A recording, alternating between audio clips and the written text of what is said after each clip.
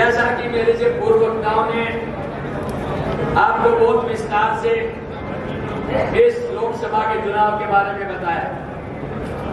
25 तारीख को भारतीय संसद का चुनाव होने जा रहा। आपने अनेकों चुनाव देखे हैं, लेकिन ये भी एक चुनाव है, क्योंकि दादरी और भिवानी जिसे दादरी पहले भिवानी क्षेत्र का भाई अनिरुद्ध जी ने जो बात बताई कि चौधरी बंसीलाल जी एक ऐसे नेता थे जिन्होंने इस हरियाणा के निर्माण के अंदर सबसे पहले सक्रिय भूमिका निभाई, और उसके बाद इसके विकास के अंदर चौधरी भूपेंद्र सिंह हुड्डा ने इस कोने से उस कोने तक समान विकास कराने का प्रयास किया।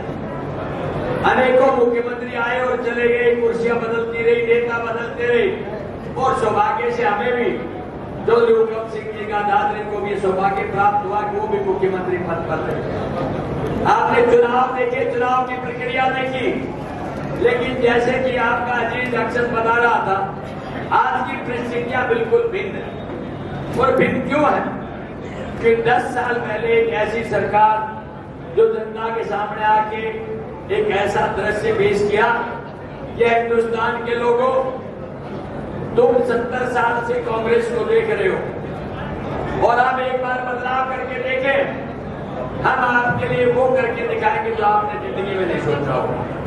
उन्होंने कहा जब अच्छे दिन लेकर के आएंगे, बेरोजगारियों को रोजगार दिलाएंगे, गरीब और मजदूर के लिए महंगाई को कम कराएंगे और देश की ताकत को बढ़ा करके आर्थिक रूप से इसकी ताकत को बढ़ाएंगे। लेकिन मैं भारी मन से कह सकता हूं कि 10 साल के दौरान भारतीय जनता पार्टी ने कुछ नहीं किया सिवाय आपस में भाईचारा बिगाड़ने के, हिंदू और मुस्लिम के मंदिर और मस्जिद के भाव को बिगाड़ने के अलावा कुछ काम नहीं किया।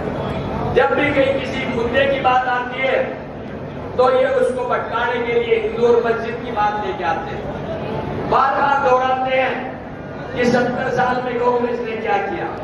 मैं उनसे पूछना चाहता हूं कि 70 साल में अगर कांग्रेस ने कुछ नहीं किया तो जो आज सैटेलाइट का आप श्रेय लेते हैं, ये किसने दिया? जवाहरलाल नेहरू जी ने। आज न्यूक्लियर बम की जो बात करते हैं, ये किसने दिया? इंदिरा जी ने। आज कंप्यूटर क्रांति की जो बात करते हैं, किसने दिया? राजीव जी ने। आज मिसाइल मैन की बात करते हैं तो किसने दिया? एपीजे अब्दुल कलाम ने। और आज ऑटोमोबाइल में क्रांति की बात करते हैं तो किसने दिया? संजय गांधी जी ने। ये कांग्रेस थी जिसने आमूल परिवर्तन इस देश के अंदर करके दिखाया। और मैं एक और उदाहरण आपको बताना चाहता हूं कि इंदिरा जी जैसी महान प्रधानमंत्री नहीं हो सकती जिसने इस हिंदुस्तान का गर्व दुनिया के अंदर बढ़ा के दिखाया।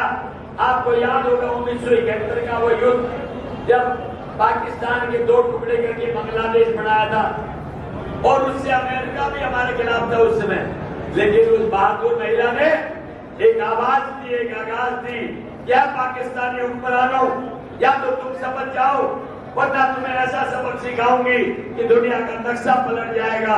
और 93,000 सैनिकों का आत्मसमर्पण और पाकिस्तान के 2 टुकड़े करके बांग्लादेश बनाकर उसका नक्शा पलट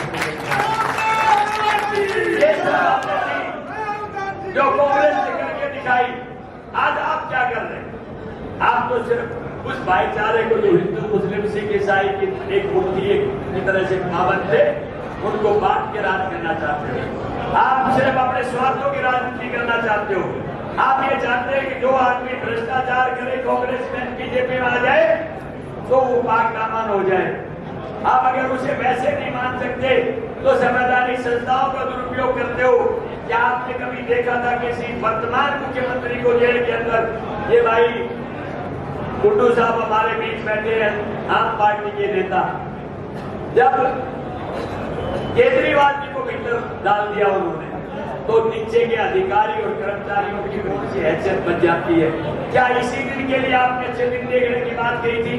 मैं ये कहना चाहूंगा कि आप लोग समझ जाइए, सोच से बात कीजिए, क्योंकि हक साधारण नहीं है।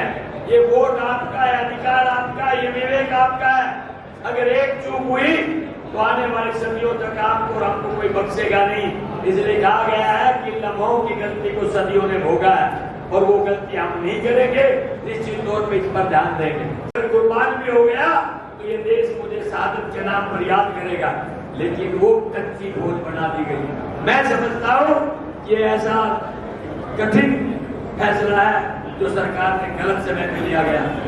कांग्रेस पार्टी अपने जो संकल्प पत्र है, जो घोषणा पत्र है, उसके अंदर पहला वादा करती है जिस दिन आप सत्ता दे देंगे सबसे पहले अग्निवीर योजना का आप समापन करेंगे, महंगाई कम करने का प्रयास करेंगे और भाईचारा को बढ़ा करके रखेंगे।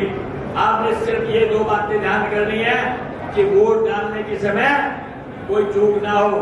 या जितना जोश है आपके अंदर वो अभूतपूर्व है और मैं इस बात का प्रतीक मान सकता हूँ कि निश्चित तौर पे एक बदलाव की लहर है और ये खाली हरियाणा में नहीं है, पूरे हिंदुस्तान में है। आने वाले समय में भाजपा नहीं आएगी, ये निश्चित तौर पे नीचे ले लिया। ये भाजपा जो 400 का नारा देती है तो ये नारा वैसा ही है जैसा पिछले चुनाव में 75 का नारा इन्होंने दिया था। आपको समझने की जरूरत है।